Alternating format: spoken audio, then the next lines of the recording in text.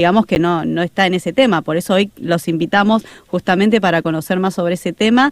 Así que bueno, preséntense, cuenten quiénes son individualmente, quiénes son en pareja y qué es lo que hacen. Qué difícil presentarse igual. Tenés que hacer como una presentación de los videos, decir claro. buenas. Buenas. Claro. Es como hacer, claro, totalmente. Alejandro y Gabriel. Exacto, de Soy Celíaco No Extraterrestre, un proyecto de comunicación digital sobre celiaquía y vida sin gluten. Somos tucumanos, comunicadores y medio extraterrestres, aunque el nombre diga que no, yo creo que sí tenemos algo así como... Pero nacimos así, ¿no? Ni siquiera tiene que ver con la celiaquía, nacimos así, nos juntamos por la vida, empezando creo. por tu pelo. Sí, mi pelo claramente da señales de eso. Bueno, acá estamos igual, no se preocupen porque nuestro grupo es exactamente muy parecido a ustedes dos. Consideramos que también somos un poco extraterrestres por todo, por el pelo, por la ansiedad, por las panzas, por los caracteres. Pero bueno, acá estamos, ¿sí? Nos mantenemos unidas. Diversidad, ante todo. Totalmente, seguro. sí, no falta nunca. Y ustedes, para refrescarlo, por si entendimos mal nosotras en las redes, ambos son celíacos, uno solo de los dos. ¿Cómo es que se encuentran en este camino? Gabriel es celíaco, yo siempre digo lo mismo, hago apoyo moral, logístico y culinario. Soy la que prueba, ¿viste? Como antes, en época de Reyes, que probaba a alguien antes por si las dudas. Sí, claro, sería yo en este caso. Claro. Y nos conocemos mucho antes del diagnóstico. De hecho, nos conocimos comiendo unas ricas empanadas tucumanas, de las comunes, de las que tienen gluten. Y bueno, después de haber convivido unos 3 o 4 años, más o menos, yo recibí el diagnóstico y bueno, tuvimos que cambiar la alimentación. un poco la vida. Claro. Sí, la vida en general, ¿no? Claro. Y previo al diagnóstico, cuando vos comías como cualquier persona, tu empanada tucumana, pizza, las tortillas, pero las que venden en la calle, ¿qué te pasaba? ¿Tenías alguna señal? ¿Tenías algo que vos naturalizaste a lo largo de la vida? Bueno, lo que sucede es que yo en realidad nada fuera de lo normal cuando comía eso, porque asumo que desde muy niño esa comida con gluten me hacía mal. Lo que pasa es que mis síntomas no eran similares o los que comúnmente se asocian a celiaquía. Ajá. Yo de niño era gordito, crecí de niño y adolescente con mi cuerpo normal, o sea que no había signos como de desnutrición o de malnutrición, no tenía vómitos, no tenía diarrea, al contrario, pero sí tenía como mucha acidez y malestares, así que se relacionaban, o que los médicos relacionaban con gastritis. Claro. Entonces mi diagnóstico era gastritis crónica y me medicaron desde joven, desde los 17, 18 años, que me daban pastillas y a veces las pastillas no funcionaban, entonces yo dejaba de tomar las pastillas hasta que en 2013 ya no daba para más. Me sentía mal, tomaba agua en ayunas y lo mismo, sentía acidez. Ya te caía mal. Sí, sentía como una pesadez, como una resaca y el humor, mi estado de ánimo era como muy, muy, muy malo. Entonces fui a un gastroenterólogo, me hizo una endoscopía para encontrar algo que causaba en teoría la gastritis. Y lo que él encontró es que a medida que avanzaba e iba viendo mi organismo, notó algo raro que le pareció que tenía que analizar. Entonces me hizo una biopsia para ver si tenía celiaquía, básicamente. Me hizo análisis de sangre que salieron negativo y después la biopsia arrojó que sí tenía celiaquía y bueno, me diagnosticó eso y bueno, inicié la alimentación sin gluten, no me gusta decirle dieta, y nada, mejoró 100%. Ahora, ¿cuesta acostumbrarse a comer diferente? No a comer diferente, depende. sino a comer sano, porque en realidad es una alimentación más saludable que lo que estamos acostumbrados, no es algo diferente. Deberíamos todos alimentarnos así. Depende, porque lo que sucede es que cuando te digo que cambiamos un estilo de vida, es que al principio, tal vez durante el primer año después de mi diagnóstico, sí costó muchísimo. ¿Pero por qué? Porque intentamos continuar con la alimentación que teníamos previamente, pero cambiando el panificado con gluten a uno sin gluten. Entonces como que el panificado sin gluten en su momento, año 2014, estoy hablando, no era el mismo de hoy, era muy distinto al otro, entonces fue muy, muy difícil. Lo que hicimos después de un año de sufrir con discos de arroz y con fideos horribles y con galletas horribles, fue cambiar el estilo de vida. Sandra empezó a cocinar y nos fuimos hacia un estilo de vida un poco más natural, donde empezamos a consumir, acompañados también con nutricionistas, consumir más frutas, más verduras. Alejandra comenzó a cocinar, al principio no cocinaba, era todo delivery. Dudosos. No, pero al principio empezó a cocinar ella sin gluten y bueno, tuvo ahí sus accidentes. Eso lo podemos obviar, si quieres. Bueno, pero cambiamos el estilo de vida. Es aprender. No, pero es entendible eso, porque a mí que, por ejemplo, me gusta la cocina y me gusta experimentar, uno está acostumbrada a amasar, por ejemplo, una pizza con harina 000, harina refinada, y no sabemos. Lo que le da la elasticidad a la masa es justamente el gluten. Entonces, con toda tu buena voluntad, agarrás, comprás la premezcla o la haces vos y te pones a amasar y ves que no estira. No va. Estira igual. Entonces es todo un aprendizaje también que tenés, o sea, en realidad un desaprender todo lo que vos sabías de la cocina, me imagino. No es un desaprender. Decir, bueno, hoy agarro y cambio los ingredientes. Hay dos cosas que siempre lo digo cuando hablamos del inicio de esta cocina sin gluten. Es, como bien decís, desaprender. En mi caso yo no cocinaba antes, no sabía cocinar, así que como que ha sido ganar, ¿me entendés? Y mirá cómo aprendiste. Bueno. La gente no hubo mucho que desaprender. No había mucho que desaprender porque estaba la hoja en blanco. Claro, no había mucho, ¿me entendés? Lo digo, hoy me río, pero también creo que sirve como experiencia. Mi concepción de cocinar antes del diagnóstico era agarrar un paquete de fideos, agarrar una de esas salsas de tomate que ya vienen listas, calentarla, mezclar las dos cosas, invitar a gente, y yo me sentía Mirta Legrand haciendo al fin, y mi idea de cocinar pasaba por los ultraprocesados 100% porque no cocinaba nada casero. Y caí en eso después, en realidad. O sea, viví gran parte de mi vida pensando que eso era cocinar casero y después me di cuenta que no, que cocinar casero es partir desde ingredientes básicos. Entonces, en ese sentido, creo que tuve un plus porque al no saber cocinar antes nada casero, literalmente nada. No tuviste que desestructurar tanto. Claro, no me costó tanto. Es frustrante igual, ¿no? O sea, ojo, no es como, ay, no sabía cocinar. No, bueno, pero es como todo, es el ir aprendiendo. Ahora, les hago una consulta, porque también me llamó la atención. Es cierto que no solo tienen que cuidarse con el tema de la alimentación, sino también con los utensilios, llámese tenedor, cuchillo, platos, porque la verdad que me pareció muy curioso ese dato. Sí, ahí tenés los grandes miedos de la comunidad celíaca, que como el enemigo, como la antítesis de todo lo bueno, es la contaminación cruzada, que es básicamente cuando un alimento sin gluten entra en contacto con uno que sí tiene gluten. Y esa contaminación cruzada se puede dar de distintas maneras, desde una miguita de pan que te cae en tu plato y automáticamente te lo inhabilita, o también a través de utensilios, como bien decís, por ejemplo, los palos de amasar. Si tenías un palo de amasar antes de madera, es una superficie porosa, es muy probable, casi 100% seguro, que ese palo de amasar pueda contener algún resto de gluten. Entonces lo ideal es, besito, este palo se lo dono a alguien más. Uno nuevo. Lo mismo con, no sé, superficies como piseras que ya pueden estar rayadas y que tienen como sus grietas. Ahí tenés la opción de envolver en papel aluminio o cosas específicas. Lo ideal siempre es tener cosas específicas, utensilios específicos sin gluten. No, sí, hay una cuestión también que tiene que ver con la posibilidad de las personas de tener utensilios. En nuestro caso, desechamos todo lo que teníamos hasta mi diagnóstico y empezamos a tratar de comprar, básicamente, en primer lugar, lo que tenía que ver con madera. Todo lo que es madera, que es poroso, como dice ella, pero que también, viste, que tiene por ahí algunas rajaduras, algunas hendiduras, y ahí es donde, bueno, pueden quedar restos de gluten. Entonces, fuimos cambiando de a poco. Batidoras, por ejemplo. Porque la batidora, no solamente en el batidor propiamente dicho, Claro. tiene...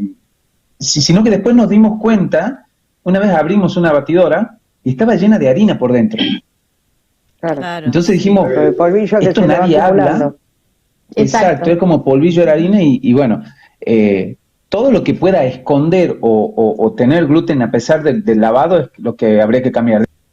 Lo que es platos que son planos. De vidrio, por De ejemplo, no tenés vidrio. problema, lo lavás bien y listo. Claro. Ah, ok. Pero sí, hay Ahora, algunas y después, cositas. y después en la cocina. Ustedes los dos encararon este cambio. Sí. Entonces no es que Sí. tienen que tener utensilios por separado. No, imagínate que vivimos. En ese momento empezamos con el diagnóstico en uno de los departamentos, nos mudamos mucho, pero Está bien. empezamos en un departamento que era así de chiquitito y fuimos mudándonos como 3 veces, cada vez más chiquitito, entonces era, o metemos un armario nuevo que tenga cosas separadas de vida sin gluten y uno de los dos duerme en el balcón, o agarramos 100% gluten free. Decir la verdad, también. Al principio intentamos una alimentación mixta, lo que pasa es que, bueno, yo soy muy obsesivo, entonces la volvía loca a ella. Le decía, por ejemplo, ella a veces dejaba el paquete de galletas dentro de un tupper, de un recipiente, y el tupper estaba un poco destapado. Y yo iba y le decía, ahí dejaste destapado eso. Sí, claro. Yo le decía a una amiga a mi comida, mentira, pero bueno, yo soy obsesivo, entonces ella dijo, entre fumármelo a este loco, prefiero comer pero sin gluten. es que es real que, por ejemplo, en el caso del tupper, que es real, o sea, ejemplo específico de nuestra vida juntos, las migas no saltan, eso ya lo aprendimos. Pero es real que al principio, cuando empezás como a encarar la vida sin gluten, la alimentación sin gluten, y empezás a ver cuáles son los peligros o qué es lo que te puede poner en juego el sentirte bien, porque cuando empezás con la dieta sin gluten, todos los malestares que tenés se van, y empezás a decir, no, capaz que una amiga me hace mal y vuelvo a sentirme mal como me sentía antes. Claro, te persigue ese tenés fantasma. tu momento de... momento de paranoia, de miedo, y después lo vas procesando, junto con el diagnóstico, vas como diciendo, bueno, esto es natural que tenga este nivel de miedo, esto ya está siendo un poco irracional, la amiga no salta, pero vas pasando por todo eso.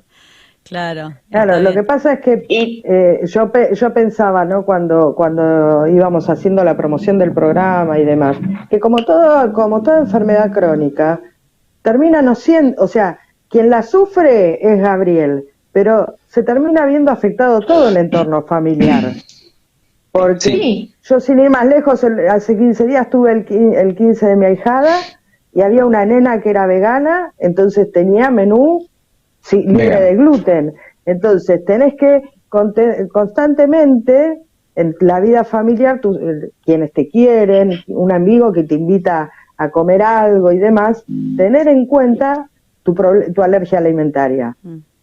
Sí, además cuenta en todos los aspectos, ¿no? Vos te vas dando cuenta hasta qué punto te obliga a cambiar el estilo de vida cuando, por ejemplo, salís, hoy sin ir más lejos, al mediodía, con mis suegros, con los padres de ella, íbamos de viaje y se nos ocurrió parar a comer.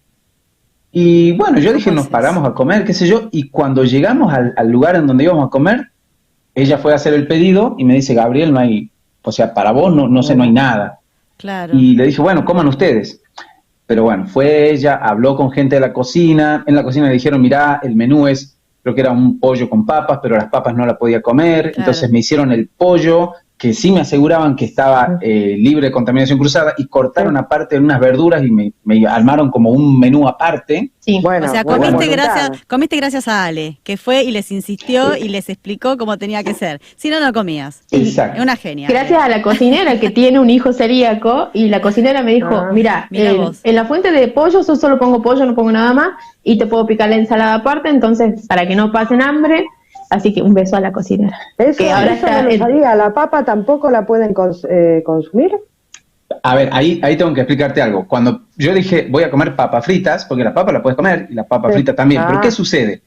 La contaminación cruzada ahí se da cuando las milanesas, por ejemplo, que tienen gluten, las cocinan en el mismo aceite de las papas. Exacto. Y eso fue lo que nos explicó la cocinera, y olvídate, ahí ya no puedes comer. Claro, totalmente. Porque ya está contaminada con gluten. Totalmente. Entonces, fíjate cómo hay detalles que hay que tener en cuenta. Sí, dije, esa no la sabía. No. No, tiene que ver no tanto con el ingrediente en sí, en el caso de la papa o por ejemplo el tomate, sino con la manipulación. Con la cocción. manipulación, incluso con los condimentos, porque por ahí vos decís, bueno, esto no tiene gluten, el pollo, por ejemplo, no tiene gluten ni ahí, pero de repente es un pollo sazonado con un ají que no está certificado como libre de gluten y no tenés la seguridad de que no haya contaminación cruzada ahí. Claro, totalmente. Antes, cuando presentábamos el tema, hablábamos sobre los costos, sobre ir a comprar comida, una X comida determinada al supermercado o hacerla en casa. ¿Influyen los costos? ¿Es más caro comprarlo hecho? ¿Es mejor hacerlo en casa? Por una cuestión casera, calculo que es mejor hacerlo en casa. Pero, ¿los costos varían? ¿Es el mismo? Depende. La respuesta genérica que tenemos para todos siempre es depende. ¿Sabes qué sucede? Ya va a hablar Ale un poco de los costos, si es que se acuerda, los precios, pero porque ella es como la Lita de Lázari de los celíacos. No sé si ustedes conocieron Lita de Lázari. Bueno. Me han dicho Lita más de una vez y es algo que me tiene orgullosa, sinceramente. Sí, pero bueno, lo de los precios depende. Si vos buscas hacer un reemplazo directo de lo que antes comías con gluten y pasarlo a sin gluten, y te pongo un ejemplo, si quieres pan, galletas y fideos sin gluten, si vas a hacer ese reemplazo directo, los precios son carísimos. Uh-huh. ¿Por qué? Porque son productos específicos que implican un montón de costos en la cadena de producción, desde tener cocinas específicas, desde la materia prima, desde la distribución, desde que son productores pequeños, entonces se encarece mucho. Ahora bien, si vas a una alimentación un poco más, no te digo sin harinas, pero como una alimentación un poco más, digámosle, saludable, más natural, más casera, los costos no son tanto tan elevados. Uh-huh. Entonces, por ejemplo, si vos vas a comprar una lata de arvejas, la lata de arvejas, que la puede comprar cualquier persona y que tiene el loguito, es el mismo precio para todos. Lo mismo que con algunos aderezos, lo mismo por ejemplo, con la harina de maíz, con la polenta. Pero si vas a buscar productos específicos, como panificados y todo lo que tiene que ver con harinas sin gluten, yo creo que sí es caro. Calculamos mucho. 2 o 3 veces más caro. Sí, no, si hablas de, por ejemplo, comprar un pan sin gluten, no sé, un pancito chiquito como barato, capaz que lo conseguís a 400 pesos, por ejemplo. Claro. Y si haces el cálculo, como todo, ¿no? También pasa cuando vas a buscar cualquier pan con gluten, si planteas la versión casera, obviamente que es mucho más económica.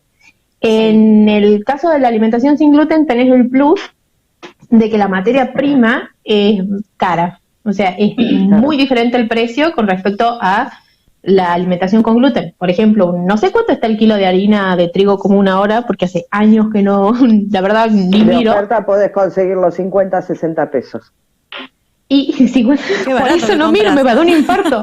Un kilo. Claro. Y yo compré. Ponen en una oferta del supermercado de ahorro, por ahí te lo ponen 60 mangos. Ponele que en promedio esté 80, 90. Bueno, un regalo. Pongámosle 100 como para que sea ahí. Y tenés 100 pesos, por ejemplo, de trigo, contra un kilo de premezcla, que sería como la harina universal para cocinar distintos productos sin gluten, que compré el otro día a 450 pesos el kilo. Claro, sí, mucha diferencia. Entonces, prepararla vos la premezcla te sale más barato.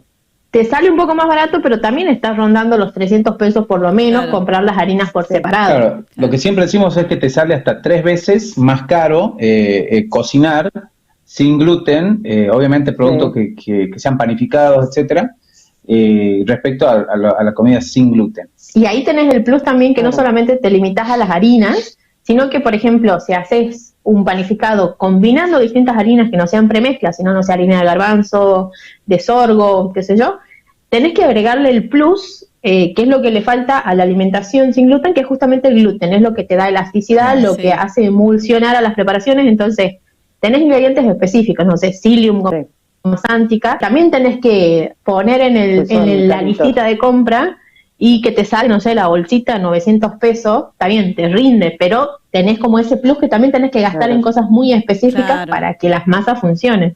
Claro. O sea, te sale más económico, o sea,